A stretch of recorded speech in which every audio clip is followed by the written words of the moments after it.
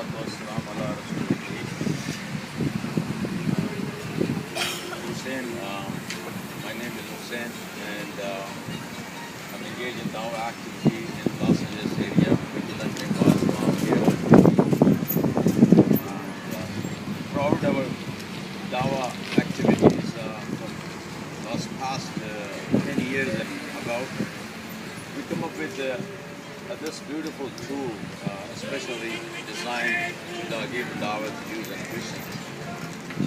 One thing we have noticed that when a person comes to the booth, first we have to identify that what is the faith of a person. The reason is sometimes we end up either assuming or we start talking to them, giving Dawah, and in the end the guy turns out he does not believe in God, he's an atheist or he's something else. So it's very important. The point number one is to find out what the person believes. But don't talk, do not ask the direct question. Are you Jew? Are you Christian? Are you this? Are you that? And that's really totally not a good idea to do it. And most people probably consider it kind of rude. So this is my suggestion to all my brothers and sisters who are involved in that. So the question you should come up with us, have you ever studied any major religion?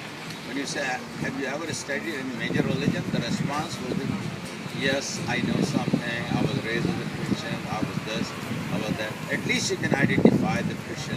His current position is what he believes in.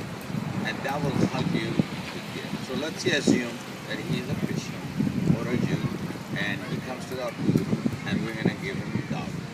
So the important thing is, so we start at this chart. Item number one, we say, worship the Creator, not the creation. Why are we starting right there? Because this is exactly what the Tawheed is all about. So at least if he doesn't have much time to stay with us, so we will try as much as what Muslim believes about the Creator, about God. So we tell them that everything what we see in the universe is a creation.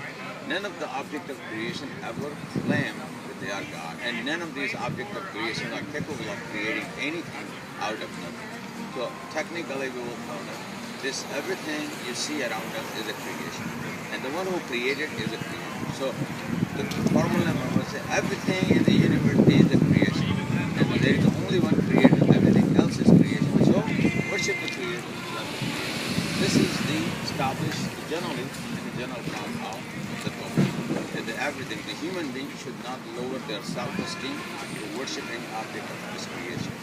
And that's the most important, because human being has an intellect, and none of other creation has an intellect to reason, to rationalize, to think about the life and the purpose of life. And this is first of the item when we say there must be some creator who created something and he created a human being, there must be a purpose. And then we're going to move on from here to the next point. The next point we'll talk about the creation of human being. And this is where item number first we read Adam and Eve. Because this is the source of the human, all the human beings. Our first father Adam and first mother Eve. From that family, if we understand what our purpose of life is, so we will better come up with this understanding. And as we know, the story of Cain and Abel is mentioned in the previous scripture.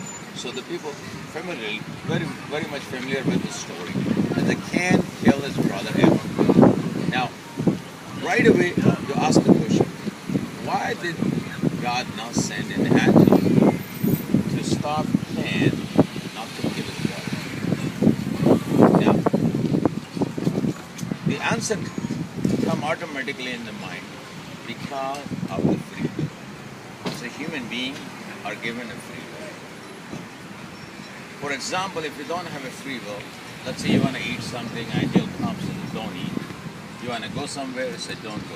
You want to do something, it says don't do. So every time you want to do something, you being stopped by an angel, by an agency. So that's basically is our free will. Now, creating a human being with the free will and not to guide, that's not a wise thing to do. Because for example, you tell somebody, take this car and drive, and don't teach him how to drive. So this is going to be a disaster for himself and for other people. Exactly when God created human being, He not just created them, gave them intellect, He gave them the free will, and at the same time gave them the guidance. And those guidance helped them how to live their life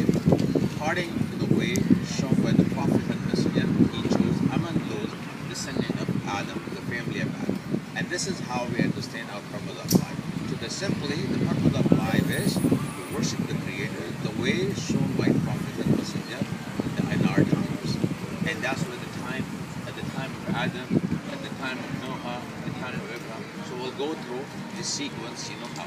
So this is thing pretty much established. Our purpose of life is to obey God, to submit to God, to serve God, the way shown by the Prophet.